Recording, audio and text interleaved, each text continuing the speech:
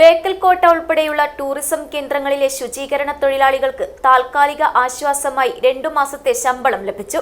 5 മാസമായി ശമ്പളം മുടങ്ങിയതോടെ ദുരിതത്തിലായിരുന്നു തൊഴിലാളികൾ.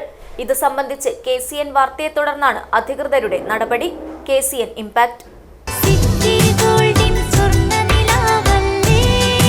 City Gold and Diamonds, Kerala and Karnataka, the glow of purity.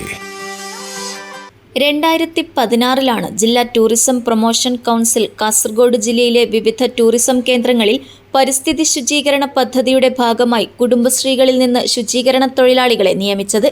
ഇത്തരത്തിൽ നിയോഗിക്കപ്പെട്ട 21 വനിതാ ജീവനക്കാർക്കായിരുന്നു 5 മാസമായി ശമ്പളം മുടങ്ങിയത്. കുറഞ്ഞ വേതനത്തിന് ജോലി ചെയ്യുന്ന ഇവർക്ക് 5 മാസമായി ശമ്പള കുടിശ്ശിക കൂടി വന്നതോടെ ജീവിതം വലിയ പ്രതിസന്ധിയിലാക്കിയിരുന്നു.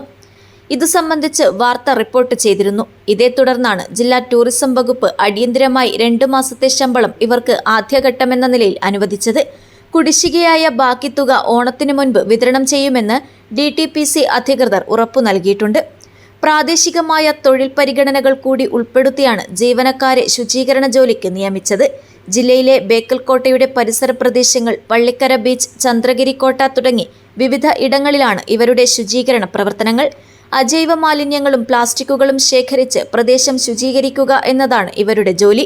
20 വർഷമായിട്ടും തങ്ങൾക്ക് ലഭിക്കുന്ന തുച്ഛമായ കൂലിത്തുക വർദ്ധിപ്പിക്കണമെന്ന ആവശ്യവും ശുചീകരണ തൊഴിലാളികൾ മുന്നോട്ട് വയ്ക്കുന്നു.